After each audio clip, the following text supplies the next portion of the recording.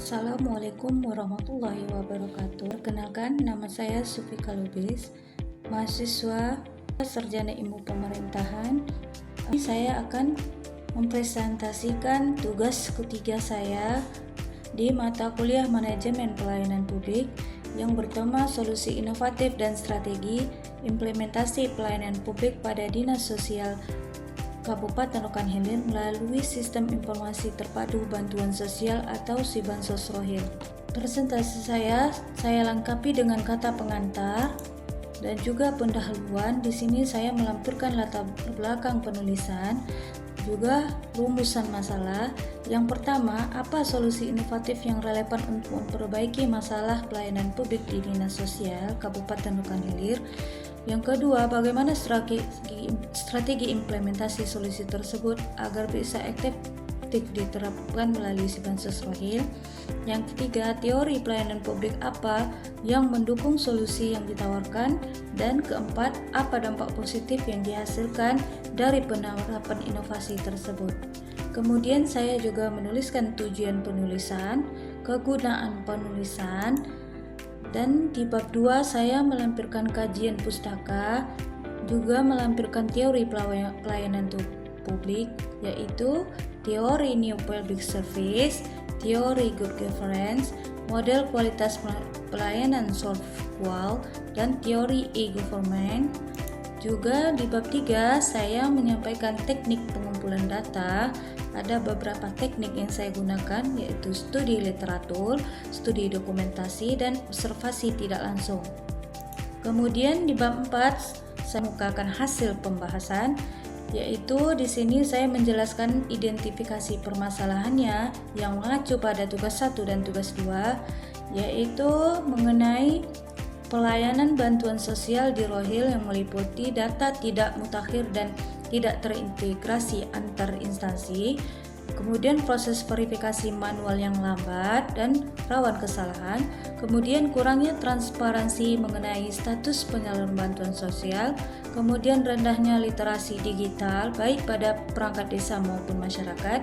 Yang kelima, lemahnya pengawasan distribusi bantuan sehingga berpotensi terjadinya penyimpangan.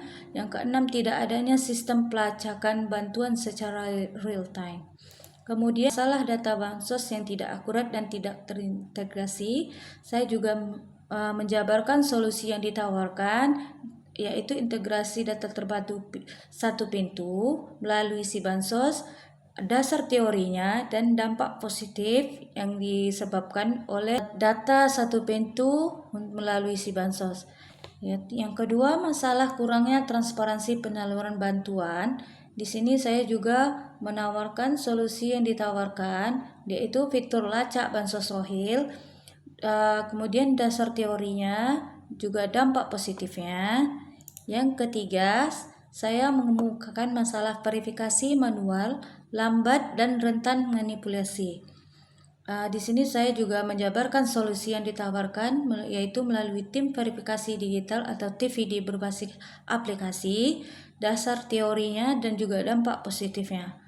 Yang keempat, masalah rendahnya literasi digital masyarakat dan perangkat desa. Yang ditawarkan yaitu posko digital bansos di desa atau kecamatan. Saya melampirkan dasar teori dan dampak positifnya. Kemudian yang kelima, pengawasan distribusi bantuan yang lemah, yaitu solusi yang ditawarkan pengawasan berbasis QR. Di sini saya melampirkan juga dasar teori dan dampak positif. Kemudian strategi implementasinya secara umum juga saya jabarkan di sini.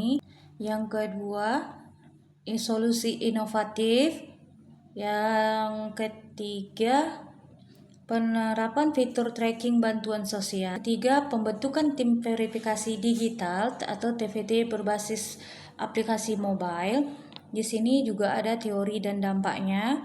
Yang keempat, pembentukan posko digital bansos di desa atau kecamatan, juga memiliki teori dan dampak. Nomor 5, pengawasan distribusi bantuan berbasis QR kode. Kemudian solusi inovatif di sini yang pertama, integrasi data bantuan sosial berbasis satu data daerah.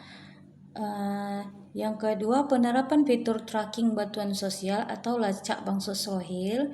Yang ketiga, pembentukan tim verifikasi digital yang berbasis aplikasi mobile.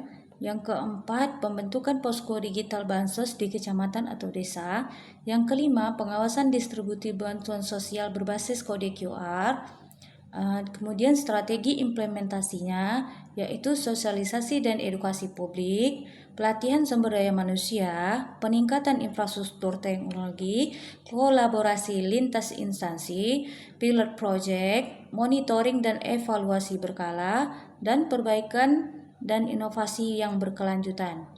Kemudian upaya perbaikan dan rekomendasinya yang pertama, peningkatan kapasitas sumber daya manusia. Yang kedua, integrasi dan perbaruan data sosial. Yang ketiga, simplifikasi birokrasi dan digitalisasi pelayanan. Yang keempat, peningkatan anggaran dan sarana dan prasarana. Yang kelima, mendorong partisipasi masyarakat.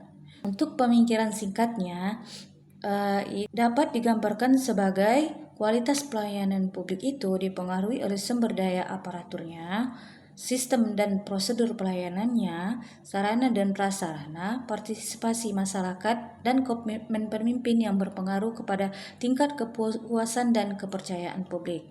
Kesimpulan dan saran, solusi inovatif yang dirumuskan dalam penelitian ini merupakan jawaban terhadap berbagai permasalahan yang ditemukan pada tugas 1 dan tugas 2. Pendekatan integrasi data, sistem tracking bantuan, verifikasi digital, posko digital desa, dan pengawasan berbasis QR Code sangat terarah dan konsisten. Inovasi ini mampu meningkatkan efektivitas, akurasi data, transparansi, serta akuntabilitas layanan bantuan sosial di Kabupaten Rokan Hilir. Kemudian untuk sarannya, Dinas Sosial perlu memperkuat komitmen dalam pengembangan dan pemeliharaan si Bansos Rohil. Pemerintah harus mendukung dengan investasi infrastruktur serta peningkatan kapasitas sumber daya manusia. Juga berpartisipasi masyarakat harus terus ditingkatkan melalui edukasi dan transparansi informasi, serta sistem digital harus menjalin evaluasi rutin agar tetap adiktif terhadap kebutuhan masyarakat dan perkembangan teknologi.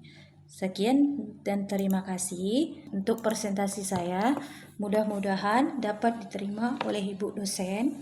Dan terima kasih.